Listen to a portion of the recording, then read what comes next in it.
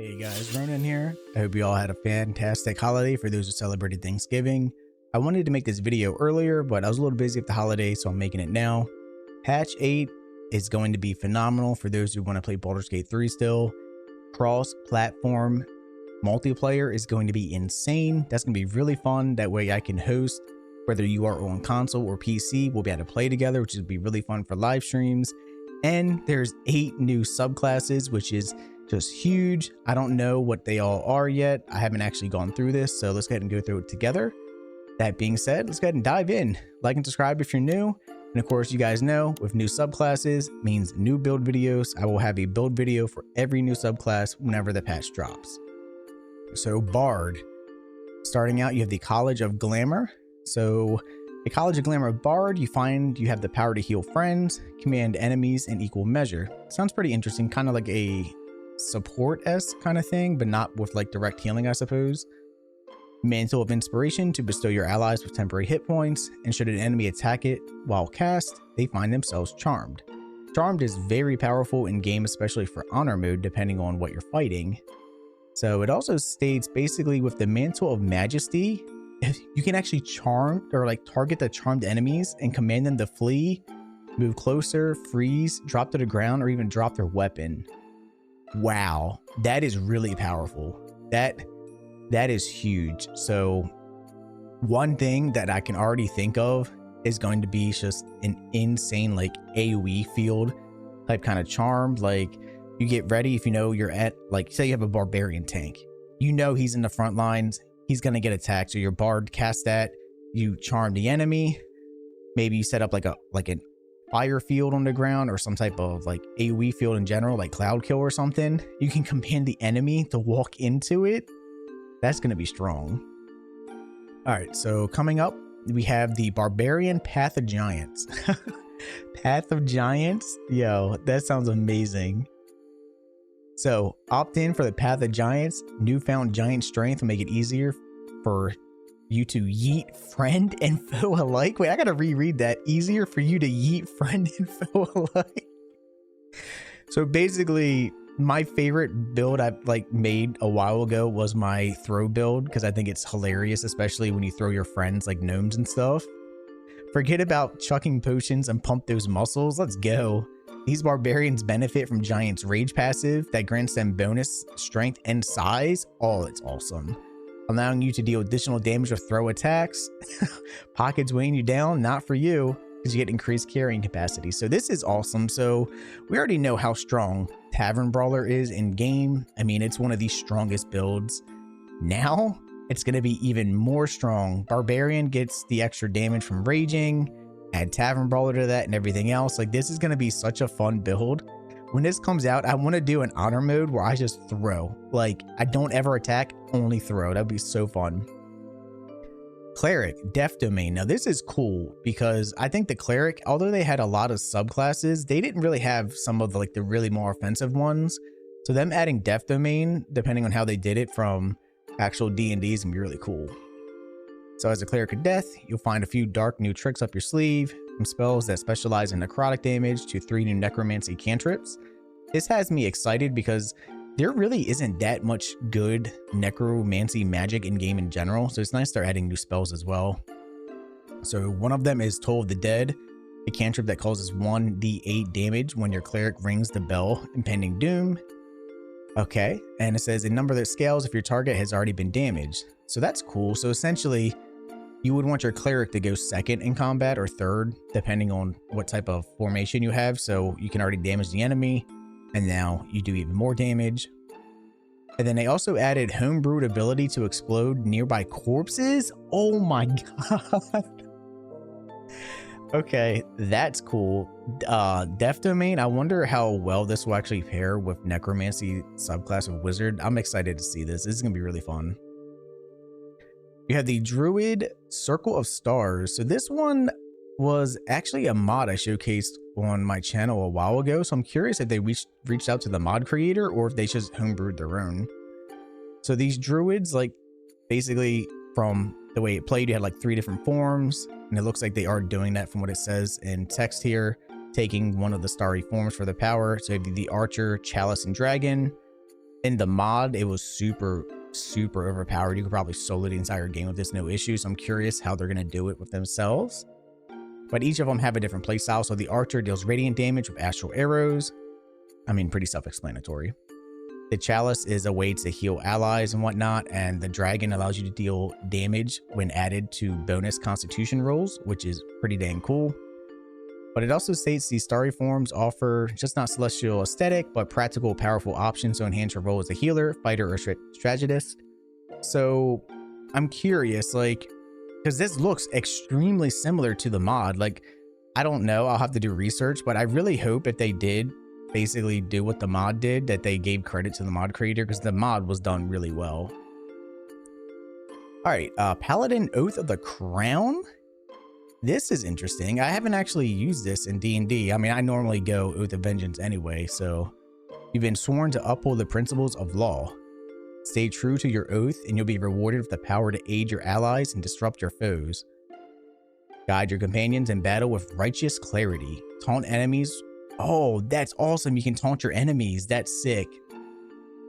So interrupts and keep your party standing strong, and you have divine allegiance, absorbing damage while restoring health. So this is like a true tank spec. So like in my first thought for Paladin Oath of Crown is I'm going to make the most overpowered defensive build possible just based off the way this sounds. So you can just be a straight up tank. Enemies will have to hit you, I'm assuming, based off the way this is worded. But this is going to be a very strong tank build. I'm curious on like what other damage abilities it might have, but it just sounds straight up tank. So fighter, arcane, archer. Ooh, this is gonna be cool. I think this is gonna be dope. I mean, look at the image. It shoots out like force arrows. Mastering the dual arts of magic and marksmanship. The arcane archer subclass offers unique skills on top of new shooting animations. The new animations will be sick too. You can banish foes to the Feywild, removing them from the battlefield, which is very powerful, especially if you guys are running your honor mode. That's really cool. You can unleash psychic damage that forces enemies to make wisdom saving throws or they're blinded. Man, Arcane Archer sounds like it's going to be really powerful. I'm curious what other type of special arrows and stuff they'll have. This is going to be really fun. I can already, because I already had like an elemental archer build I made, so this will be really fun. All right, guys, Monk. Y'all know how I feel about monks. Let's talk about it. The Drunken Master. This, I hope, before I continue, there's a lot of drunk monk gear in game that is kind of glitchy, so I hope that gets fixed. All right, so putting the brew in home brew as the Drunken Master, you'll have the ability to consume alcohol straight from your inventory, as well as drink from bottles you see around the Sword Coast in order to recover key. That's pretty damn cool.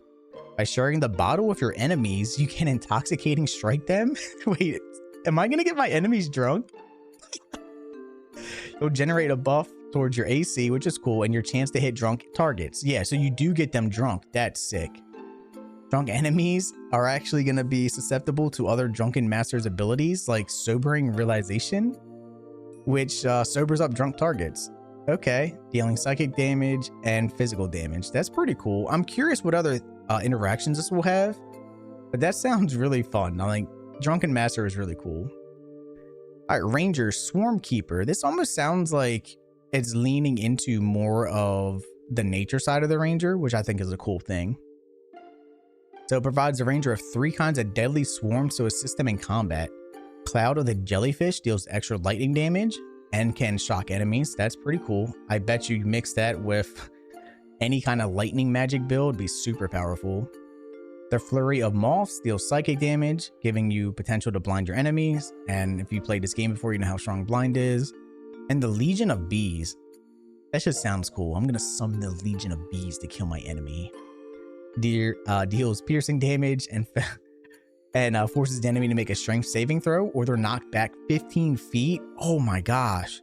You can pair this with a Warlock, maybe, depending on how they do their Hex, to see if like how that's gonna work. Get rid of their strength, so you can probably knock them back pretty well. We'll see.